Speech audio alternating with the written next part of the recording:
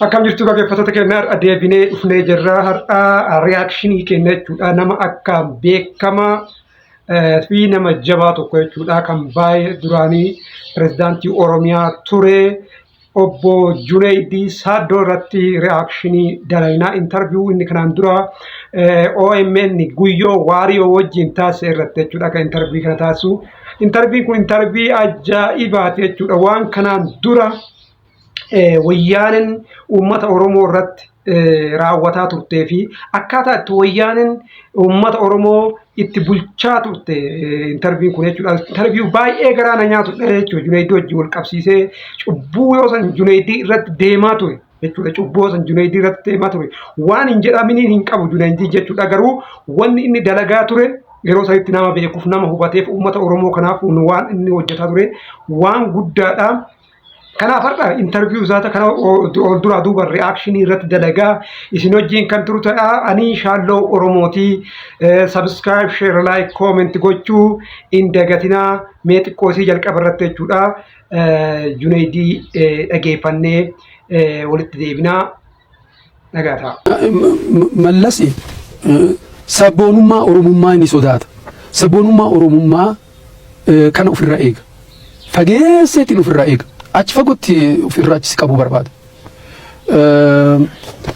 Ana qofaa miti namoota sabboonaa ta'an baay'een isaanii yeroo adda addaatitti dararaan irra ga'ee jira.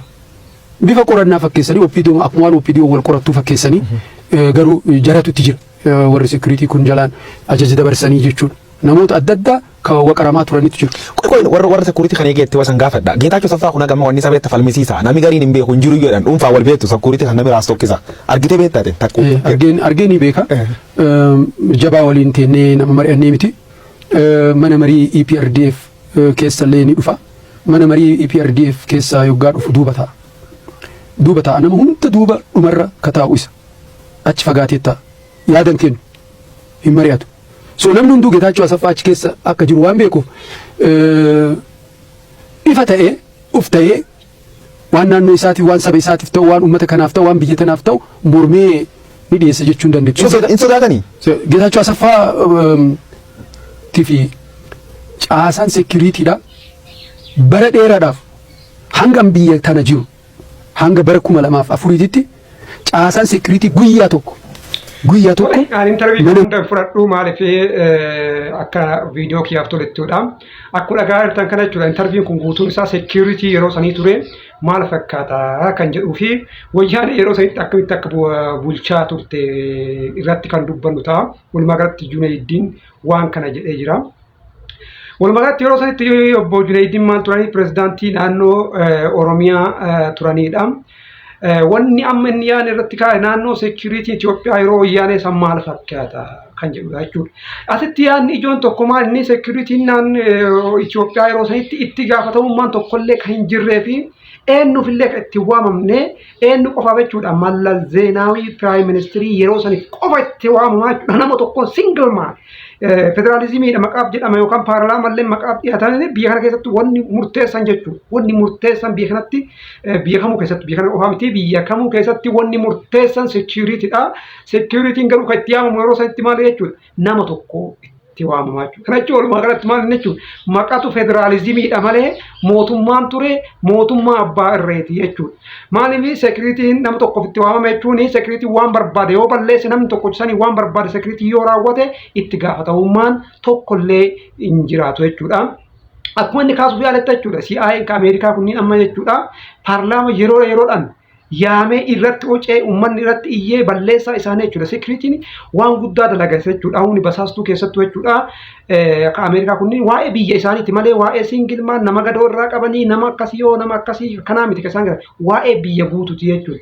Garuu security'n Itoophiyaa yeroo sanii maal taree humna mootummaa tokkocha jechuudha. Mootummaa tokkocha eenyuun bitama Mallasiin jechuudha. Mallasni sanuyyuu warri kuwwan warri TDF warri OPDO warri Amaaraa keessa kuma takka irraa quban qaban jechuudha. Nama tokko qofaaf ergama jechuudha. Nama tokko qofa yoo sanitti eenyuun ture Geetaachoo Asaffaati akkuma beekamu jechuudha. Lullee yoo sanitti dargaggeeyyii keessa turre maa jedhama akkasii nama addaa wayitti Geetaachoo Asaffaa yoo jedhan namni asitti hollata jechuudha. Waan isaan beeku seexana wayii fakkaataa namni yookaan seexana yookaan maali jedha isaallee nan beeka jedhee jira. Namni baay'een hin jiru kijiba ittiin nama sodaachisuuf jedhaa turan jedhee garuu Junaayid Saddoo kan ammoo akka Geetachoo akka jiruu fi akka gara duubaatti irra taa'u jechuudha. Akka deebi'ee immoo security'n kun jechuudha. Akka paarlaamaan ta'ee waa kamuuf akka itti waamama hin qabnee fi nama eenyu qofaan akka ajajamu akka Mallasiin qofaan ajajamu jechuudha. Kan godhaa turedha. Kan biraan immoo qabxiin ijoon as keessatti kaa'e Mallas Zeenaawiin akka malee sabboonummaa Oromoo kan akka malee sodaata. Waan akka malee sodaatuu fi sabboontota Oromoo ofitti siisisuu hin barbaadu. Waan jedhu kaa'e kunillee haqaa fi dhugaa turedha jechuudha. Dhugattullee akkasuma tureen.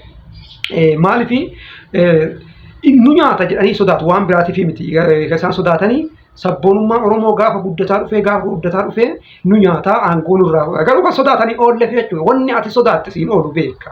Wanni ati sodaatte siin oolu akka malee sabboonummaa kana Oromoo kana balaaleffatu akka malee jibbuu yaada isaa kanarraa kan argannedha jechuudha. Kanaaf waan ajaa'ibaati jechuudha. Security'n biyya tokko itti paarlaamaadhaa fi gabaasan dhiyeessuu ittiin dubbatamu akka barbaade nam tokkochi ajajee akka barbaade nama goosachuu kun jechuun baay'ee waan turedha jechuudha. Yoo tokko sa'aatiin namni itti dhabamuuf yeroo itti dhabamu illee agartu yeroo wayyaanee sanitti jechuudha. Kuni dhugumatti baay'ee waan balaaleffatamuu qabu ture. Garuu dhumarratti immoo deebi'ee wanni sun maal isaan ta'e deebi'ee isaanuma nyaataa jechuudha. Yeroo baay'ee wantoonni akkanaa kunniin eenyuun nyaata dhumarratti hin tura deebi'ee waanuma nama waan kana godhu nyaata jechuudha. Maaliif uummanni gaafa abdii kute sirraan godhu jechuudha. Akkuma kanaan duratti Dr. Maraaraan jedhe jechuudha. Uummanni waan nyaatu yoo dhabe si nyaata akkuma jedhan kana jechuudha. Uummanni abdii kute gatti jechuun sirraan deebi'u odoo qawwee dhiisee odoo waan barbaadde fiddee akkuma keessa hojjumaan keessa turre bara wayyaanee sanii yoo namni qawweetti fiigaa jechuudha. Qawwee harkaan qaba. Dubartiin qawwee harkaa fudhattee bara raayyaa jechuudha. Waraana harkaa qawwee fudhataa turte jechuudha. Maalirraa dhufe kun martu namni lubbuu fi kan kennuuf jechuudha. Abdii kutateeti bakka manallee taa'u hin du'a gaafa jedhu gadi ba'eedha. Kanaaf unlimited power aangoo daangaa hin qabne jechuudha. Yeroo kamuyyuu dhumni isaa gaarii hin ta'u. Mee ammallee immoo intervii tokko dhugaa dubbannaa mee dhageeffadhaa jirutti garaa nama nyaata waa Junaayid keessa dabre jechuudha. Mee intervii kanallee dhageeffannu gabaabsinee. Aan biyyattuu iyyanan jaaladha. Waggaa 28 boqonnaa gaaf tokko odoo hin bahin guyyaa tokko odoo boqonnaan bahin namni hunduu hin beeka. Biiroo bulee dhiiga haqqisee hojjedhee jira biyya ta'e. Akka isaanii san qawwee qabadhee bosona keessatti hin lolle malee waan sanii gadi humuu narraa nafu. Biyyattuu nan jaaladha. Uummata kiyya nan jaaladha. Hojjedhee jira. Hojii misoomaa gugurdaa hojjedhee jira. Dhagaa mukatti bu'ee odoo of riizarv hin godhin uummata keessa bu'ee qonnaan bulaa keessa mana qonnaan bulaa bulee daaraa keessa wajjin qonnaan bulaa wajji ciisee hojjedhee jira. Gaafa biiroo bishaanillee gaafa mootummaa naannoo Oromiyaallee. So ani uummata kanarratti yakka hojjedhe jedheen amanu. Okay, dhugama dubbachuuf taanaan Junaayid jechuudha. Dhugama jirtu lafa kaa'e. Anis yeroo sanitti barataa kutaa 4-5 naannoo kana ture. Nan beeka jechuudha yeroo Junaayid bulchaa ture sanitti. Baay'ee biyya oolche. Yeroo sanitti wayyaaneen humnaa ol uummata Oromoo irratti akka malee jechuudha maqaa ABO jedhamu kana moggaaftee maqaa kanaan uummata Oromoo baay'ee goolaa kan turte jechuudha. Kaabinee fi security'n isa jala turanillee jechuudha. Uummata irratti jechuudha. Kan maal Oromoo nuti jennu, kan maal afaan Oromoo haasawu, kan maal sabboona nuti jennu wayyaanidhaaf ergamaa wayyaan irratti darartii hamaa Oromoo irratti darartii hamaa geggeessaa ture. Yeroo sanitti Junaayid maal inni nama tokko jechuudha. Nama tokko ABO'dha jechuunii fi ragaa itti qabaachuu qabda. Ragaa yoo itti hin qabaatini ABO'dha jechuun hin qabdu kun dhugama jechuudha. Yeroo sanitti jedhamee jechi kun immoo yeroo sanitti haga tokko uummata Oromoo du'iinsarra hamma tokko oolchee jira jechuudha. Kanaafuu kunillee dhugama jennuudha. Ani yeroo inni bishaan keessa jechuudha. Bishaan keessa hojjetullee dhaga'ee jira. Sirriitti dhugaa dubbachuuf taanan jechuudha. Yeroo sanitti bishaan baay'ee iddoo baay'eellee galchee jira. Dhugaa Junaayid uummata keessatti liidarshiippii uummataati jechuudha. Uummata keessa deemee hojjetaa of tuuluun hin jiru. Uummata ofirraa fageessuun hin jiru. Uummanni illee immoo baay'ee jaalata dhugaa dubbachuuf taanan jechuudha. Yeroo sanitti Junaayid namoonni tokko kan beeyne ka sabboonummaa isaa hin beeyne waan inni dalagu kan beeyne ergamtuu wayyaanitti haa jedhuun malee Junaydin akka malee namoonni yeroo isaatti akka malee jaalata istil ammallee jechuudha uummanni Oromoo Junaydii baay'ee jaalata jechuudha yeroo isaatti waan oolchuu qabu oolchee jira. Dhumarratti deemee gara lubbuu isaatiitti dhufnaan lubbuu isaatiin gara biyyarraa baqachuutti kan oole waan ta'eedhaaf deeme malee waan guddaa hojjetee jira waan uummata Oromootiif hojjetanuun beeka naannoo keenyatti bishaan hin ture yeroo isaatti bishaan naannoo keenya akka galu kan taasise Junaydii mataa isaati jechuudha qabatama waan an beeku jechuudha naannoo bal'aa naannoo keenya osoo hin jedhu naannoo muraasaa miti naannoo